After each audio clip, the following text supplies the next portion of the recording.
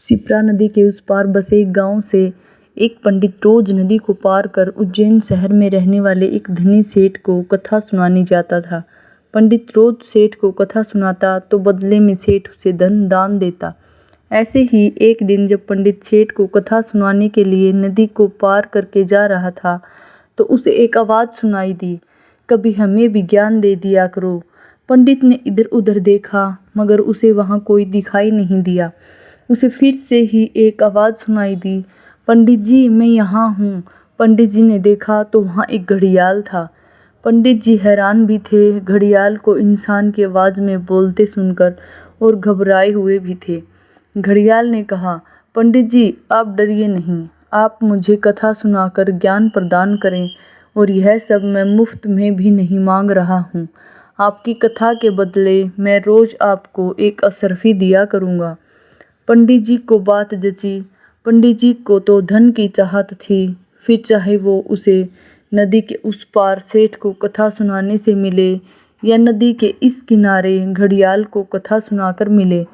रोज वह पंडित जी घड़ियाल को कथा सुनाता और रोज घड़ियाल पंडित को एक असरफी बदले में देता।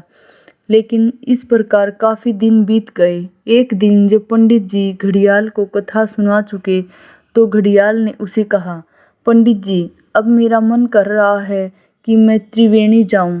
मेरा समय अब आ चुका है, मगर आप भी मेरे साथ त्रिवेणी आना चाहें तो आपका स्वागत है, वरना असरफियों से भरा घड़ा लो और अपने घर जाओ। पंडित जी ने थोड़ी देर कुछ सोचा, फिर उसने त्रिवेणी जाने में अपनी असमर्थता बताई और असरफियों से भरा घड़ा लेकर वापस घर जाने के लिए घड़ियाल से विदा की अनुमति मांगी। घड़ियाल ने पंडित जी को विदाई दी और जब वह घर जाने के लिए मुड़ा तो घड़ियाल जोर से हंसा। पंडित जी को यूं घड़ियाल के हंसने पर बहुत हैरानी हुई और उसने घड़ियाल से उसके ऐसे हंसने का कारण पूछा। घड़ियाल ने कहा, पंडित जी आप वापस अपने गांव जाकर मनोहर धोबी के गधे से मेरे हंसने का कारण पूछ लीजिए। पंडित जी को घड़ियाल के इस जवाब से बड़ी हैरानी हुई। मनोहर धोबी के गधे से पूछे वह निराश मन से वापस घर लौटे। 2-3 दिन तक वह बड़ा उदास रहे। आखिर घड़ियाल ने ऐसा क्यों कहा? एक पंडित किसी से पूछने जाए और वो किसी गधे से, यह कैसे हो सकता है? पंडित का अहंकार ही यही है कि वह सब जानता है, इसीलिए किसी से भी पूछने वह जाए कैसे।